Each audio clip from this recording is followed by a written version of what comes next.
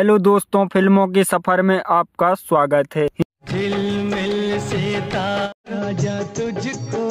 Hindi cinema के महान गायक मोहम्मद रफ़ी ने एक से बढ़कर एक नगमे दिए हैं, जिन्हें सुनकर लोग मंत्रमुग्ध हो जाते हैं। दुनिया वालों शराबी न समझो।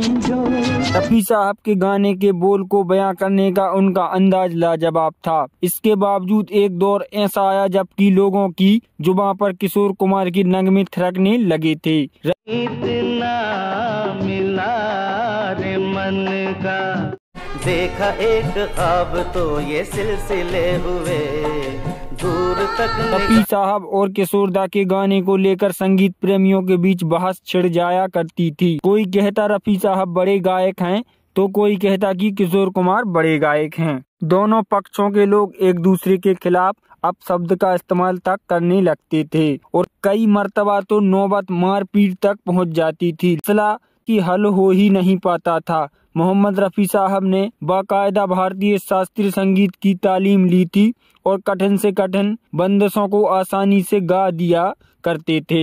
आज भी उनकी बराबरी कोई नहीं कर सकता है।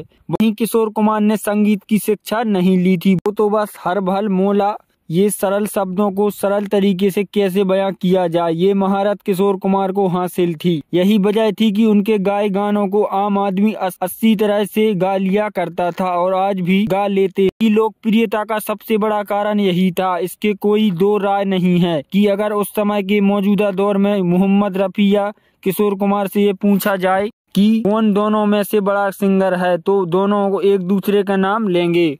मौजूदगी में ये मसला कभी हल नहीं होता, लेकिन जिंदगी के हालात और लोगों का व्यवहार से साबित कर देता है कि कौन बड़ा है या कौन महान है। दोस्तों, आज की वीडियो में हम बात करने वाले हैं मोहम्मद रफ़ी साहब और किशोर कुमार में से कौन सबसे बड़ा सिंगर था। चलिए दोस्तों, तो वीडियो शुरू करते हैं। ओ हमको तुमसे हो गया है प्यार, क्या करें। चल दिए इधर तो आओ मेरे दिल को। यूं तो ये सवाल ही नहीं उठना चाहिए। अगर मोहम्मद रफ़ी साहब और किशोर कुमार से यह सवाल पूछा जाए तो यकीनन वो एक दूसरे को ही बड़ा बताते हैं। दोनों ही हिंदी सिनेमा के दिग्गज गुलूकार और दोनों की आपस में तुलना करना ठीक नहीं है। ये सवाल अब से नहीं बल्कि उनके दौर से ही शुरू हो गया था। मैगजीन्स में दोनों के बीच तुलना की जाने वाली थी, जिससे परेशान होकर किशोर कुमार ने मैगजीन को ही खत लिखकर कई सवाल पूछे थे। फिर भी कुछ चीज़ें हम आपको बताते हैं कि आखिर दोनों दिग्गजों में क्या क्या चीज़ें अलग थीं। सबसे पहले तो यह बता दें कि मोहम्मद रफ़ी और किशोर कुमार का करियर लगभग साथ साथ चल रहा था, लेकिन मोहम्मद रफ़ी एक ट्रेंड सिंगर थे जिन्होंने गायकी सीखी थी, लेकिन किशोर कुमार कुदरती सिंगर थे। एक खबर के मुताबिक दिग्गज गीतकार जावेद अख्तर ने कहा था कि मोहम्मद रफ़ी के ज़माने में 90% गाने वही गाया करते थे। उनके सिर्फ 10% गाने बाकी सिंगर के लिए हाथ लगते थे। 10% गानों में किशोर कुमार का भी हिस्सा शामिल था। किशोर कुमार का दौर आर.डी. बर्मन के समय से शुरू हुआ था।